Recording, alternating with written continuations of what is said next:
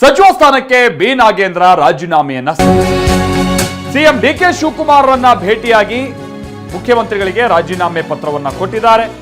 ಗೃಹ ಕಚೇರಿ ಕೃಷ್ಣಾದಲ್ಲಿ ಭೇಟಿಯಾಗಿ ರಾಜೀನಾಮೆ ಸಲ್ಲಿಸಿದ್ದಾರೆ. ಯೋಜನೆ ಮತ್ತು ಸಾಂಖ್ಯಿಕ ಸಚಿವರಾಗಿ ಕಾರ್ಯನಿರ್ವಹಿಸ್ತಾ ಇದ್ರು ನಾಗೇಂದ್ರ. 25 ದಿನ ಆಗಿತ್ತು ಪದಗ್ರಹಣ ಆಗಿ. ವಾಲ್ಮೀಕಿ ನಿಗಮದ ಹಗರಣದ ಆರೋಪದ ಕಾರಣಕ್ಕಾಗಿ ಅವ್ರ ವಿರುದ್ಧ ಬಹಳ ಟೀಕೆ ಟಿಪ್ಪಣಿ ಮತ್ತೊಂದು ಇದೆಲ್ಲ ಹೆಚ್ಚಾಗಿತ್ತು. ಪಕ್ಷಕ್ಕೂ ಕೂಡ ಬಹಳ ಮುಜುಗರ ಅನ್ನುವಂಥದ್ದು ದೃಢ ಆಗಿತ್ತು.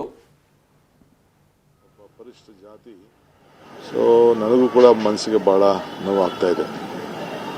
ಒಬ್ಬ ಪರಿಶಿಷ್ಟ ಜಾತಿ ಒಬ್ಬ ಬಿಜೆಪಿ ಒಬ್ಬ ಸೀನಿಯರ್ ಮುಖಂಡರ ಮೇಲೆ 2 ಬಾರಿ ಹೋರಾಟ ಮಾಡಿ ಚುನಾವಣೆ ಗೆದ್ದವ್ರಿಗೆ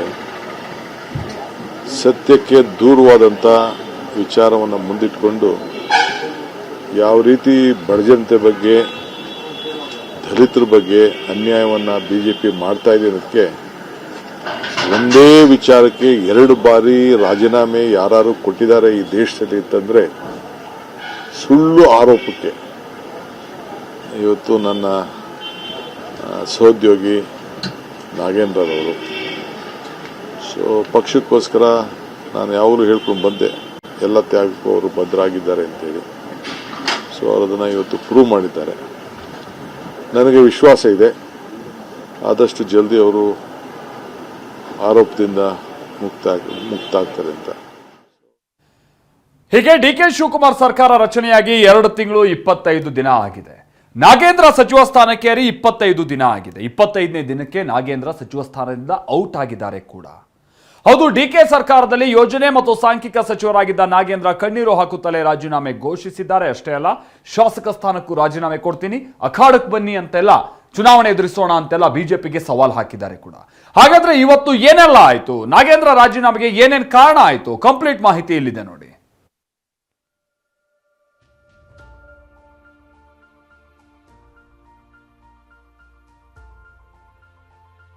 ನನ್ನಿಂದ ನಮ್ಮ ಪಕ್ಷಕ್ಕೆ ಮುಜುಗರ ಆಗಬಾರ್ದು ಅನ್ನುವಂಥ ಕೇವಲ ಒಂದು ವಿಚಾರದಿಂದ ನಾನು ಇವತ್ತು ನನ್ನ ಸ್ವಇಚ್ಛೆಯಿಂದ ನನ್ನ ರಾಜೀನಾಮೆಯನ್ನು ನಾನು ನನ್ನ ಮುಖ್ಯಮಂತ್ರಿ ಅವರಿಗೆ ನಾನು ಕೊಡ್ತಾ ಇದ್ದೀನಿ.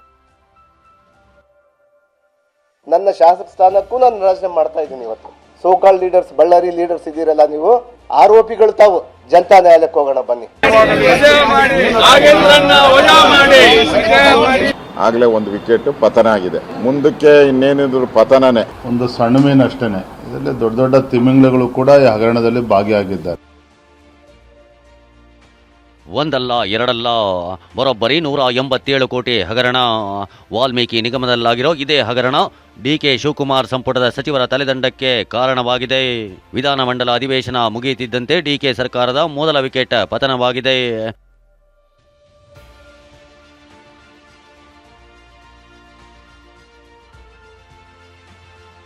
ಸಿಎಂ ಡಿಕೆ ಶಿವಕುಮಾರ್ ಸರ್ಕಾರದ ಮೊದಲ ವಿಕೆಟ್ ಪತನ. ಕಣ್ಣೀರು ಹಾಕುತ್ತಲೇ ರಾಜೀನಾಮೆ ಘೋಷಿಸಿದ ನಾಗೇಂದ್ರ. ಸಚಿವ ಸ್ಥಾನಕ್ಕೆ ನಾಗೇಂದ್ರ ರಾಜೀನಾಮೆ ನಮ್ಮ ಜಯ ಎಂದ ಬಿಜೆಪಿ. ವಾಲ್ಮೀಕಿ ನಿಗಮದಲ್ಲಾದ 187 ಕೋಟಿ ರೂಪಾಯಿ ಹಗರಣ ನಾಗೇಂದ್ರ ಸಚಿವ ಸ್ಥಾನವನ್ನ ಮತ್ತೆ ಬಲಿ ಪಡೆದಿದೆ. ಸಿದ್ದರಾಮಯ್ಯ ಆಡಳಿತಾವಧಿಯಲ್ಲಿ ನಡೆದಿದ್ದ ಹಗರಣದ ಭೂತ ಡಿಕೆ ಸರ್ಕಾರದಲ್ಲೂ ನಾಗೇಂದ್ರ ಬೆನ್ನೇರಿದೆ. ಇವತ್ತು ಸುದ್ದಿಗೋಷ್ಠಿ ನಡೆಸಿ ಮಾತನಾಡಿದ ನಾಗೇಂದ್ರ, ಸಂವಿಧಾನಕ್ಕೆ ತಲೆಬಾಗುತ್ತೇನೆ ಎನ್ನುತ್ತಲೇ ಸ್ವಇಚ್ಛೆಯಿಂದ ರಾಜೀನಾಮೆ ನೀಡುತ್ತಿರುವುದಾಗಿ ಘೋಷಣೆ ಮಾಡಿದ್ದಾರೆ. ನನ್ನ ಸ್ವಇಚ್ಛೆಯಿಂದ ನನ್ನ ರಾಜೀನಾಮೆಯನ್ನು ನಾನು ನನ್ನ ಮುಖ್ಯಮಂತ್ರಿ ಅವರಿಗೆ ನಾನು ಕೊಡ್ತಾ ಇದ್ದೀನಿ. ಸುದ್ದಿಗೋಷ್ಠಿ ವೇಳೆ ಕಣ್ಣೀರು ಹಾಕಿದ ನಾಗೇಂದ್ರ, ನನ್ನಿಂದ ಹೈಕಮಾಂಡ್ ನಾಯಕರಿಗೆ, ಮುಖ್ಯಮಂತ್ರಿಗಳಿಗೆ ಮುಜುಗರ ಆಗಬಾರ್ದು, ಅಭಿವೃದ್ಧಿ ಕಾರ್ಯ ಕುಂಠಿತವಾಗಬಾರ್ದು ಅನ್ನೋ ಕಾರಣಕ್ಕೆ ಸ್ವಇಚ್ಛೆಯಿಂದ ರಾಜೀನಾಮೆ ನೀಡ್ತಿದ್ದೀನಿ ಅಂತ ಘೋಷಣೆ ಮಾಡಿದ್ರು. ಆದರೆ ನನ್ನಿಂದ ನಮ್ಮ ಪಕ್ಷಕ್ಕೆ ಮುಜುಗರ ಆಗಬಾರ್ದು ಅನ್ನುವಂಥ ಕೇವಲ ಒಂದು ವಿಚಾರದಿಂದ ನಾನು ಇವತ್ತು ನನ್ನ ಸ್ವಇಚ್ಛೆಯಿಂದ ನನ್ನ ರಾಜೀನಾಮೆಯನ್ನು ನಾನು ನನ್ನ ಮುಖ್ಯಮಂತ್ರಿ ಅವರಿಗೆ ನಾನು ಕೊಡ್ತಾ ಇದ್ದೀನಿ. ಶಾಸಕ ಸ್ಥಾನಕ್ಕೂ ರಾಜೀನಾಮೆ ಕೊಡ್ತೀನಿ, ಅಖಾಡಕ್ಕೆ ಬನ್ನಿ ಎಂದ ನಾಗೇಂದ್ರ. ಇದೇ ವೇಳೆ ಬಿಜೆಪಿ ನಾಯಕರ ವಿರುದ್ಧವೂ ನಾಗೇಂದ್ರ ವಾಗ್ದಾಳಿ ನಡೆಸಿದ್ರು. ನಿರಪರಾಧಿಯ ತಲೆದಂಡ ಮಾಡಿದ್ದೀರಾ ಅಂತ ಕಿಡಿಕಾರಿದ್ರು. ಹೈಕಮಾಂಡ್ ನಾಯಕರ ಬಳಿ ಮನವಿ ಮಾಡಿದ ನಾಗೇಂದ್ರ, ಇದೋ ಬ್ಲಾಕ್ ಮೇಲ್ ತಂತ್ರಗಾರಿಕೆಯಲ್ಲ, ನನ್ನ ಶಾಸಕ ಸ್ಥಾನಕ್ಕೂ ರಾಜೀನಾಮೆ ಕೊಡ್ತೀನಿ ಅಂದ್ರು. ಬಿಜೆಪಿಯವರಿಗೆ ಚಾಲೆಂಜ್ ಮಾಡ್ತೀನಿ, ಅಖಾಡಕ್ಕೆ ಬನ್ನಿ ಅಂತ ತೊಡೆ ತಟ್ಟಿದ್ರು. ನನಗೊಂದು ಅವಕಾಶ ಕೊಡಿ, ನಾನು ಮಂತ್ರಿ ಸ್ಥಾನಕ್ಕೆಲ್ಲ ನನ್ನ ಶಾಸಕ ಸ್ಥಾನಕ್ಕೂ ನಾನು ತ್ಯಾಗ ಮಾಡ್ತೀನಿ, ಬನ್ನಿ ಅಖಾಡದಲ್ಲಿ ಹೋಗೋಣ ಅಂತ. ಇದೇ ಮನುವಾದಿಗಳಿಗೆ ನಾನು ಚಾಲೆಂಜ್ ಮಾಡ್ತಾ ಇದ್ದೀನಿ, ಸವಾಲನ್ನು ಎತ್ತಾ ಇದ್ದೀನಿ, ಬನ್ನಿ ಜನತಾ ನ್ಯಾಯಾಲಯಕ್ಕೆ ಹೋಗೋಣ ಅಂತ. ನನ್ನ ಶಾಸಕ ಸ್ಥಾನಕ್ಕೂ ನಾನು ರಾಜೀನಾಮೆ ಮಾಡ್ತಾ ಇದ್ದೀನಿ ಇವತ್ತು. ಬನ್ನಿ ತಾವು ಸೋಕಾಲ್ ಲೀಡರ್ಸ್, ಬಳ್ಳಾರಿ ಲೀಡರ್ಸ್ ಇದ್ದೀರಲ್ಲ, ನೀವು ಪಕ್ಕದಲ್ಲಿ ನಿಂತು ಆರೋಪಿಗಳು ತಾವು, ಆರೋಪದಲ್ಲಿಲ್ಲ, ಆರೋಪಿಗಳೇ ತಾವು. ಇವತ್ತು ಬಿಜೆಪಿ ನಾಯಕರಿಗೆ ನಾನು ಸವಾಲನ್ನು ಎತ್ತಾ ಇದ್ದೀನಿ, ಬನ್ನಿ ಸ್ವಾಮಿ ಜನತಾ ನ್ಯಾಯಾಲಯಕ್ಕೆ ಹೋಗೋಣ, ಬನ್ನಿ. ನಾನು ಇವತ್ತು ರಾಜೀನಾಮೆ ಮಾಡಿ ಬರ್ತೀನಿ. ನಾನು ನಿನಗೆ ತಾಕತ್ತಿದ್ರೆ ನಮ್ಮ ಪಕ್ಷವನ್ನು ಎದುರಿಸ್ತೀನಿ, ನೋಡ್ತೀವಿ ನಾವು. ಎಸ್, ಮಾತಿನುದ್ದಕ್ಕೂ ಬಿಜೆಪಿ ವಿರುದ್ಧ ನಾಗೇಂದ್ರ ಗುಡುಗಲು ಕಾರಣವಿದೆ. ಅದೇನಂದ್ರೆ, ನಾಗೇಂದ್ರ ರಾಜೀನಾಮೆಗೆ ಪಟ್ಟು ಹಿಡಿದಿದ್ದ ಬಿಜೆಪಿ ಸದನದ ಒಳಗೆ ಹೊರಗೆ ಹೋರಾಟ ನಡೆಸಿತ್ತು. ಅಹೋರಾತ್ರಿ ಹೋರಾಟಕ್ಕೂ ಕರೆ ಕೊಟ್ಟಿದ್ದ ಬಿಜೆಪಿ ಪಾದಯಾತ್ರೆಗೂ ಮುಹೂರ್ತ ಫಿಕ್ಸ್ ಮಾಡಿತ್ತು. ಸಿಬಿಐ ಕೂಡ ಪ್ರಾಸಿಕ್ಯೂಷನ್ಗೆ ಕೋರಿ ರಾಜ್ಯಪಾಲರಿಗೆ ಪತ್ರ ಬರೆದಿತ್ತು. ರಾಜ್ಯಪಾಲರು ನಾಗೇಂದ್ರ ಪ್ರಾಸಿಕ್ಯೂಷನ್ ಚೆಂಡನ್ನ ಕ್ಯಾಬಿನೆಟ್ ಅಂಗಳಕ್ಕೆ ಎಸೆದಿದ್ರು. ಹೀಗಾಗಿ ನಾಗೇಂದ್ರ ಮೇಲೆ ರಾಜೀನಾಮೆ ಒತ್ತಡ ಹೆಚ್ಚಾಗಿತ್ತು. ಇದೇ ಕಾರಣಕ್ಕೆ ಬಿಜೆಪಿ ನಾಯಕರ ಮೇಲೆ ನಾಗೇಂದ್ರ ಬೆಂಕಿಯುಗಳಿದ್ರು. ಆರೋಪ ಮುಕ್ತನಾಗಿ ಬರ್ತೀನಿ ಅಂದ್ರು. ನಾನು ರಾಜೀನಾಮೆ ಮಾಡ್ತೀನಿ, ರಾಮಲಣ್ಣ ಬಾಣ ನೀನೇ ಬಾ, ನಾನು ಹಗರಣ ಮಾಡಿಬಿಟ್ಟಿದ್ದೀನಿ, 187 ಕೋಟಿ ಯಾರ್ಯಾರಿಗೂ ಕೊಟ್ಟಿದ್ದೀನಿ, ರಾಹುಲ್ ಗಾಂಧೀಜಿ ಅವ್ರ ಮನೆಗೆ ಕಳ್ಸಿದ್ದೀನಿ, ಇನ್ನೊಬ್ಬರು ಕಳ್ಸಿದ್ದೀನಿ ಅಂತ ಹೇಳ್ತೀಯಲ್ಲಪ್ಪ, ಬಾ ನ್ಯಾಯಾಲಯಕ್ಕೆ ಹೋಗೋಣ, ಬಾಪ್ಪ ಜನತಾ ನ್ಯಾಯಾಲಯಕ್ಕೆ. ಇವತ್ತೇನು ಇನ್ನೊಂದು ಕೇಸ್ ಮಾಡ್ಬೋದು ನನ್ನ ಮೇಲೆ, ಇಡಿ ಸಿಬಿಐ ಮತ್ತೆ ಬಿಡ್ಬೋದು ಅವರು, ಎದುರಲ್ಲ ಸ್ವಾಮಿ. ನನ್ನಂತ ನಾಗೇಂದ್ರಗಳು ಲಕ್ಷ ಜನ ಇದ್ದಾರೆ ನಮ್ಮ ಬಳ್ಳಾರಿಯಲ್ಲಿ. ವಿಕೆಟ್ ಪತನವಾಗಿದೆ, ಹೋರಾಟ ನಿಲ್ಲಲ್ಲ ಎಂದ ಬಿಜೆಪಿ. ನಾಗೇಂದ್ರ ರಾಜೀನಾಮೆ ಬಗ್ಗೆ ಪ್ರತಿಕ್ರಿಯಿಸಿದ ವಿಪಕ್ಷ ನಾಯಕ ಆರ್ ಅಶೋಕ್, ವಿಕೆಟ್ ಪತನವಾಗಿದೆ ಎಂದಿದ್ದಾರೆ. ರಾಜೀನಾಮೆ ಕೊಟ್ಟ ಮಾತ್ರಕ್ಕೆ ನಮ್ಮ ಹೋರಾಟ ನಿಲ್ಲೋದಿಲ್ಲ. ವಾಲ್ಮೀಕಿ ನಿಗಮದ ಅಕೌಂಟ್ಗೆ ಹಣ ಬರೋವರೆಗೂ ಹೋರಾಟ ಮಾಡ್ತೀವಿ ಅಂತ ವಿಜಯೇಂದ್ರ ಘೋಷಿಸಿದ್ರು. ನಾಗೇಂದ್ರ ಮಂತ್ರಿಯಾಗಿ ಇನ್ನ 25 ದಿನ 26 ದಿನ ಆಗಿಲ್ಲ, ಆಗಲೇ ಒಂದು ವಿಕೆಟ್ ಪತನ ಆಗಿದೆ. ಮುಂದಕ್ಕೆ ಇನ್ನೇನಿದ್ರು ಪತನನೇ. ನಾವು ಮಾಡಿದಂಥ ಹೋರಾಟ ಹಗಲು ರಾತ್ರಿ ಧರಣಿ ಎಲ್ಲ ಘೋಷಣೆ ಮಾಡಿದ್ವಿ. ಸರ್ಕಾರ ಎದರಿ ಅಧಿವೇಶನನೇ ರದ್ದು ಮಾಡ್ತು. ನಮ್ಮ ಬೇಡಿಕೆ ಏನಿತ್ತು, ನಾಗೇಂದ್ರ ರಾಜೀನಾಮೆ ಕೊಡೋವರೆಗೂ ವಿರಮಿಸುವುದಿಲ್ಲ ಅಂತ ನಾವು ಹೇಳಿದ್ರಿ. ಈಗ ನಾಗೇಂದ್ರ ರಾಜೀನಾಮೆ ಶತಸಿದ್ಧ ಆಗೋಗಿದೆ. ಯಾರನ್ನೋ ನಾಗೇಂದ್ರ ವಿರುದ್ಧ ತೇಜೋವಧೆ ಮಾಡಿದ ಕೋರ್ಟ್ ಇಲ್ಲ, ದಲಿತರಿಗೆ ನ್ಯಾಯ ಕೊಡಿಸಬೇಕು. ಆ ನಿಟ್ಟಿನಲ್ಲಿ ನಾವು ಭಾರತೀಯ ಜನತಾ ಪಾರ್ಟಿ ಹೋರಾಟವನ್ನು ಮಾಡಿರುವಂಥದ್ದು ಮೊದಲ ಹಂತದ ಹೋರಾಟ. ನಮ್ಮ ಹೋರಾಟಕ್ಕೆ ಯಶಸ್ಸನ್ನು ಸಿಕ್ಕಿದೆ ಅನ್ನೋದು ನಾನು ಈ ಸಂದರ್ಭ ಹೇಳ್ತೇನೆ. ವಿಪಕ್ಷಗಳ ಹೋರಾಟಕ್ಕೆ ಸರ್ಕಾರ ಮಣಿತಾ, ನಾಗೇಂದ್ರ ರಾಜೀನಾಮೆ ನೀಡಿದ್ದೇಕೆ, ಹೈಕಮಾಂಡ್ ಲೆಕ್ಕಾಚಾರ ಮತ್ತು ಆತಂಕ ಏನಿತ್ತು ಅದನ್ನೇ ತೋರಿಸ್ತೀವಿ ನೋಡಿ. ಇಷ್ಟೆಲ್ಲ ಒತ್ತಡದ ಬಳಿಕವೂ ನಾಗೇಂದ್ರ ಸಂಪುಟದಲ್ಲೇ ಮುಂದುವರೆದ್ರೆ ಬಿಜೆಪಿಗೆ ದೊಡ್ಡ ಅಸ್ತ್ರವಾಗ್ತಿತ್ತು. ಬಿಜೆಪಿ ಪಾದಯಾತ್ರೆ ಮೂಲಕ ಕಾಂಗ್ರೆಸ್ ವಿರುದ್ಧ ಪ್ರಚಾರ ಮಾಡ್ತಿತ್ತು. ಇದರಿಂದ ದಲಿತ ಸಮುದಾಯದ ಮೇಲೆ ಪರಿಣಾಮ ಬೀರೋ ಸಾಧ್ಯತೆ ಇತ್ತು.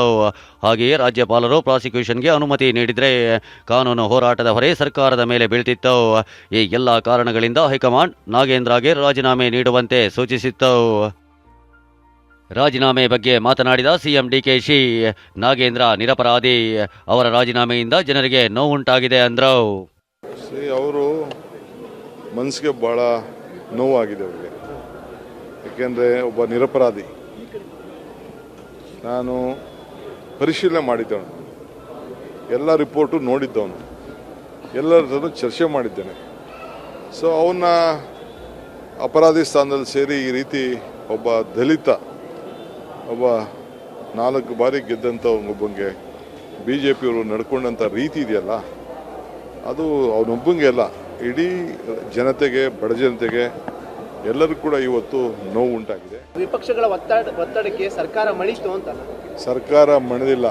ಒಬ್ಬ ಕಾರ್ಯಕರ್ತ, ನಿಷ್ಠಾವಂತ, ಒಬ್ಬ ಪಕ್ಷದ ಮುಖಂಡ ಪಕ್ಷಕ್ಕೆ ಮುಜುಗರ ಆಗಬೇಕು ಅಂತ ತೆಗೆದುಕೊಂಡಂತಿರೋ ತೀರ್ಮಾನ. ಎಕ್ಸ್ಕ್ಲೂಸಿವ್ ರಾಜಕೀಯ ಸುದ್ದಿಗಳು, ಹೆಡ್ ಕ್ವಾರ್ಟರ್ಸ್, TV9. ನಾಗೇಂದ್ರ ರಾಜೀನಾಮೆ ಬಗ್ಗೆ ಮೊದಲು ಬ್ರೇಕ್ ಮಾಡಿದ್ದೆ TV9. ಸಚಿವ ನಾಗೇಂದ್ರ ರಾಜೀನಾಮೆಗೆ ಹೈಕಮಾಂಡ್ ಸೂಚನೆ ಕೊಟ್ಟಿದೆ. TV9ಗೆ ಉನ್ನತ ಮೂಲಗಳಿಂದ ಲಭ್ಯ ಆಗ್ತಾ ಇರುವಂತಹ ಮಾಹಿತಿ ಇದು. ಈಗ ಆಲ್ರೆಡಿ ನಾಗೇಂದ್ರಗೆ ಸಂದೇಶವನ್ನ ಕೊಟ್ಟಿದೆ ಪಕ್ಷ ಅಂತೇಳಿ ತಿಳಿದು ಬರ್ತಾ ಇದೆ. ಸರ್ಕಾರ ಹಾಗೆ ಪಕ್ಷದ ಹಿತದೃಷ್ಟಿಯಿಂದ ರಾಜೀನಾಮೆಗೆ ಸೂಚನೆಯನ್ನ ಕೊಡಲಾಗಿದೆ. ನಾಗೇಂದ್ರ ರಾಜೀನಾಮೆ ಕೊಡೋದು ಪಕ್ಕಾ ಅಂತ ನಿನ್ನೆ ರಾತ್ರಿ 9 ಗಂಟೆಗೆ TV9 ಎಕ್ಸ್ಕ್ಲೂಸಿವ್ ಸುದ್ದಿ ಬ್ರೇಕ್ ಮಾಡಿತ್ತು. ಹೈಕಮಾಂಡ್ ಸೂಚನೆ ಕೊಟ್ಟಿದೆ ಅಂತ ವರದಿ ಬಿತ್ತರಿಸಿತ್ತು. ಸಿಎಂ ಡಿಕೆ ಶಿವಕುಮಾರ್ ಅವರಿಂದ ಮಾಹಿತಿಯನ್ನ ಪಡೆದಿದೆ ಹೈಕಮಾಂಡ್. ಸರ್ಕಾರ ಹಾಗೆ ಪಕ್ಷದ ಹಿತದೃಷ್ಟಿಯಿಂದ ರಾಜೀನಾಮೆಗೆ ಸೂಚನೆಯನ್ನ ಕೊಡಲಾಗಿದೆ ಅಂತಾನೂ ತಿಳಿದು ಬರ್ತಾ ಇದೆ. ನಿನ್ನೆ ಸಿಎಂ ಜೊತೆ ದೂರವಾಣಿ ಮೂಲಕ ನಾಗೇಂದ್ರ ರಾಜೀನಾಮೆ ಕೊಡೋಕೆ ಇಂಗಿತ ವ್ಯಕ್ತಪಡಿಸಿರುವ ಸುದ್ದಿಯನ್ನ TV9 ಬ್ರೇಕ್ ಮಾಡಿತ್ತು. ಪಕ್ಷ ಹೇಳ್ದಂಗೆ ಕೆಲಸ ಮಾಡ್ತಾರೆ ಎನ್ನುವಂತ ಸಂದೇಶ ಏನಿದ್ರ ಅರ್ಥ? ಪಕ್ಷದಲ್ಲಿ ಯಾರೋ ಶಾಸಕರು, ಮಂತ್ರಿ ಇರ್ಬೋದು, ಎಲ್ಲರೂ ಕೂಡ ಪಕ್ಷದ ಶಿಸ್ತಿನ ಸಿಪಾಯಿಗಳು. ನಾಗೇಂದ್ರ ರಾಜೀನಾಮೆ ವಿಚಾರ ಕಾವೇರ್ತಾಗಿದ್ದಂತೆ ಪ್ರತಿ ಹಂತದಲ್ಲೂ TV9 ಎಕ್ಸ್ಕ್ಲೂಸಿವ್ ಸುದ್ದಿಗಳನ್ನು ಪ್ರಸಾರ ಮಾಡಿದೆ. ಸರ್ಕಾರದ ವಿರುದ್ಧ ಬಿಜೆಪಿ ನಡೆಸಿದ ಪ್ರತಿಭಟನೆಯಾಗಲಿ, ನಾಗೇಂದ್ರ ಸಂದರ್ಶನವಾಗಲಿ, ಹೈಕಮಾಂಡ್ನಲ್ಲಿ ಆಗ್ತಿರೋ ಬೆಳವಣಿಗೆಯಾಗಲಿ TV9 ಬ್ರೇಕ್ ಮಾಡಿತ್ತು. ಅದರಲ್ಲೂ ನಾಗೇಂದ್ರ ಅವರನ್ನ ಮೊದಲಿಗೆ ಸಂದರ್ಶನ ಮಾಡಿದ್ದೆ TV9. ಬಿಜೆಪಿ ಹೋರಾಟ ನಡೆಸಿದ್ದಾಗ TV9 ಜೊತೆ ಮಾತನಾಡಿದ್ದ ನಾಗೇಂದ್ರ ಬಿಜೆಪಿ ವಿರುದ್ಧ ಗುಡುಗಿದ್ರು. ನನ್ನಿಂದ ಏನಾಗಿದೆ ಅಂತೇಳಿ ನಾನೆಲ್ಲ ಓದಿಸ್ತೀನಿ. ನನ್ನಿಂದ ತಪ್ಪಾಗಿದ್ರೆ ನನಗೆ ಶಿಕ್ಷೆ ಕೊಡೋಕ್ಕೆ ನಾನಿದೆ. ನನ್ನನ್ನು ಬೇಕಾದ್ರೆ ಹ್ಯಾಂಗ್ ಮಾಡಲಿ, ನಾನು ಅದಕ್ಕೆ ಶತಸಿದ್ಧವಾಗಿದ್ದೀನಿ. ಬಟ್ ಒಂದೇನೆಂದರೆ ನ್ಯಾಯಾಲಯಗಳಲ್ಲಿ ಇದ್ದಾಗ ಕೂಡ ನ್ಯಾಯಾಲಯದ ಬಗ್ಗೆ ಅದು ಬರೋವರೆಗೆ ಕಾಯಬೇಕಲ್ಲ, ಅದಾಗ್ತಾ ಇಲ್ಲ. ಇದುವರೆಗೂ ನನ್ನ ಮೇಲೆ ಪ್ರಕರಣನೇ ಇದು ಮಾಡ್ತಾ ಇಲ್ಲನಾ.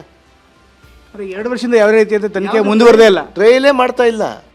ರಾಜಕೀಯ ಸುದ್ದಿಗಳ ಹೆಡ್ ಕ್ವಾರ್ಟರ್ಸ್ TV9 ನಾಗೇಂದ್ರ ಪ್ರಕರಣದಲ್ಲಿ ಪಕ್ಕಾ ಸುದ್ದಿಯನ್ನ ಪ್ರಸಾರ ಮಾಡಿದೆ. ಪಕ್ಕಾ ಸುದ್ದಿ ಅಂದ್ರೆ TV9. ಪ್ರಮೋದ್ ಜೊತೆ ಸುನಿಲ್, TV9 ಬೆಂಗಳೂರು.